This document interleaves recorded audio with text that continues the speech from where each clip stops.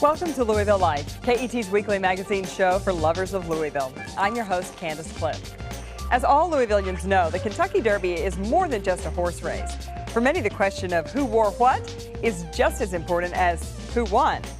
Now, for the first time ever, the Kentucky Derby Museum is mounting a comprehensive exhibition on Derby fashion, starting with a display of lavish gowns.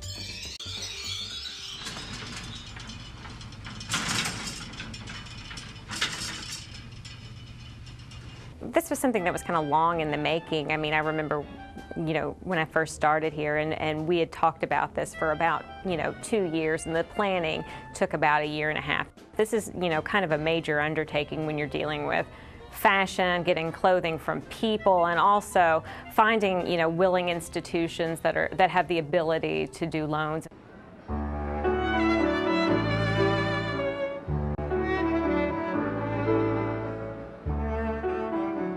Well, there's about 50 gowns for this exhibit, and the first part of the exhibit, we're really paying sort of a tribute to the gala and ball dresses, the ball gowns that women have worn to balls before the Derby, that have been, a tradition in Louisville for, a very, very, very long time.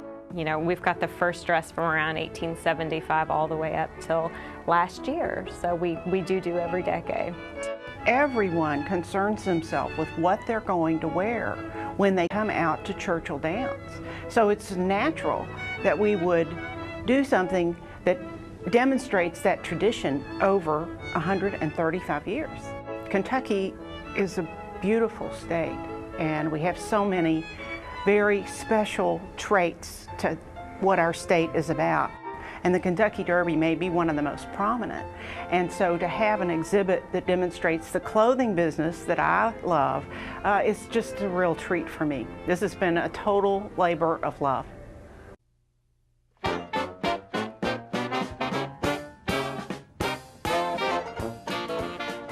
The thing that is very interesting about it is to see the development of fashion throughout the years, and it's kind of like everything old is new again. Well, I feel like it's almost a roadmap of historical costumes and how some things come and we never see them again, and then some things come, they go, they come back. Well, for me, I think the most interesting thing about it is fashion and history are so intertwined. What's going on in America kind of reflects, the different fashion. The 1920s, before the stock market crash, was a fun and flirty time, and dresses it's such a departure from the dresses of 10 years before. They're shorter, they're sparkly, they're beaded. 1940s after the, World War II, and Dior, his new look, and what transpired afterwards, big full dresses, big skirts. So kind of like, to me, it follows history. The past 10 years of history. If the economy was poor or something like that, dresses aren't as flashy.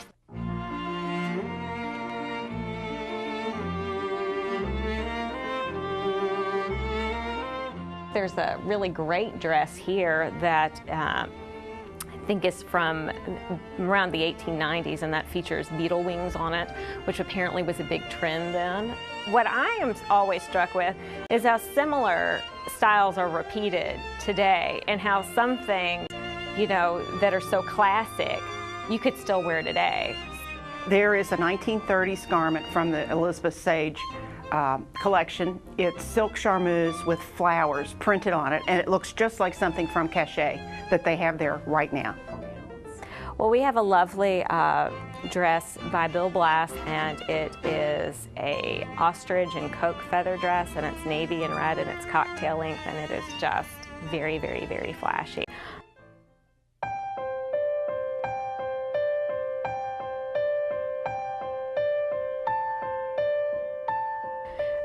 A fashion exhibit requires, usually for ours we have art, maybe we have trophies, things like that.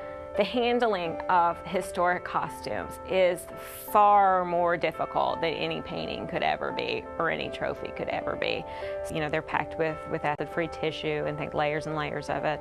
And so you unpack them, and you've got to, take a good look at the dress, look at the beading, look at the problem areas, look at the waist.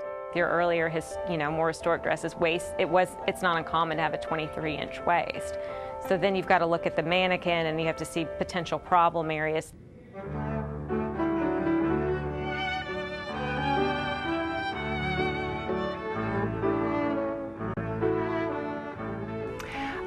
Bob Stucker and I have, through the years, I've always wanted to cover a room with roses. And of course, that's incredibly expensive to cover a room in silk roses. So I brought that idea up again, and he's like, we can't afford that.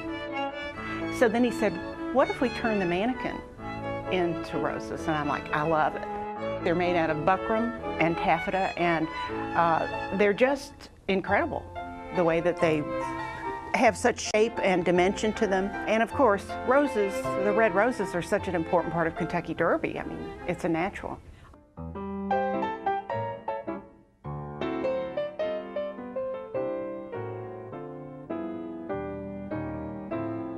Like any attraction, I think we all have in our own communities the been there, done that syndrome.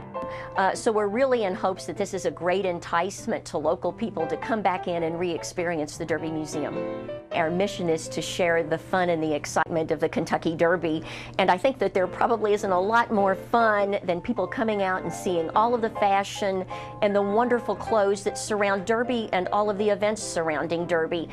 I think it really just helps them understand that clothing is an art form, and we all wear clothes, so we can all relate in one way or another. A number of the dresses in the Derby Decades exhibit came from an unusual source, the Louisville Science Center. The collection was established in the 70s when the center was called the Louisville Museum of Natural History and Science. So if you're asking, what about the hats?